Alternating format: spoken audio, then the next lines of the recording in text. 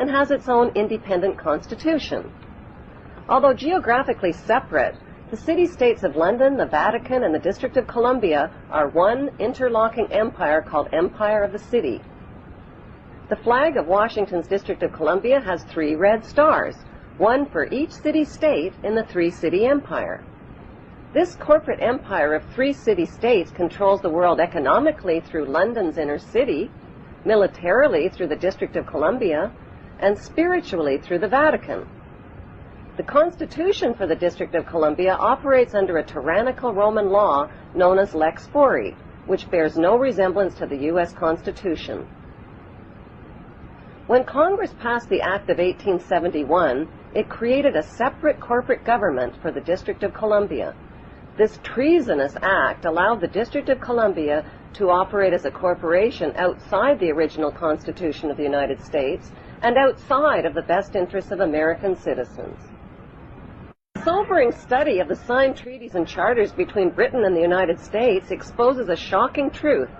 The United States has always been, and still is, a British Crown colony. King James I was famous not for just changing the Bible into the King James Version, but for signing the first Charter of Virginia in 1606. That charter granted America's British forefathers a license to settle and colonize America. The charter also guaranteed that future kings and queens of England would have sovereign authority over all the citizens and colonized land in America stolen from the Indians. After America declared its independence from Great Britain, the Treaty of 1783 was signed. That treaty specifically identifies the King of England as the Prince of the United States and contradicts the belief that America won the War of Independence. Although King George III of England gave up most of his claims over his American colonies, he kept his right to continue receiving payment for his business venture of colonizing America. If America had really won the War of Independence, they would never have agreed to pay debts and reparations to the King of England. When Congress passed the 13th Amendment to the Constitution, the U.S. President was made subservient to the King of England. The 13th Amendment is called the Title of Nobility Amendment and forbids U.S. presidents and their officials from using royal titles like king or prince or baron. For some mysterious reason, the 13th Amendment, which was ratified in 1810, no longer appears on current copies of the Constitution. America's blood-soaked War of Independence against the British bankrupted America and turned its citizens into permanent debt slaves of the king. In the War of 1812, the British torched and burned to the ground the White House and all U.S. government buildings and destroyed ratification records of the U.S. Constitution. 1 century later, a corrupt U.S. Congress committed the biggest theft in world history. They passed Paul Warburg's Federal Reserve Act in 1913, handing over America's gold and silver reserves and total control of America's economy to the Rothschild banksters. Most Americans still believe that the Fed, or Federal Reserve, is the government. It is not.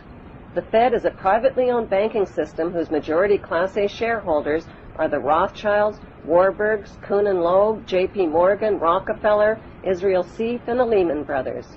This private banking cartel is the Fed and is never audited and never pays taxes. They print and design America's money, which displays their symbols of an Egyptian pyramid, a Masonic all-seeing eye, and the words, "In God We Trust." Who exactly is the God they trust? They also collect American taxpayers' money through the IRS.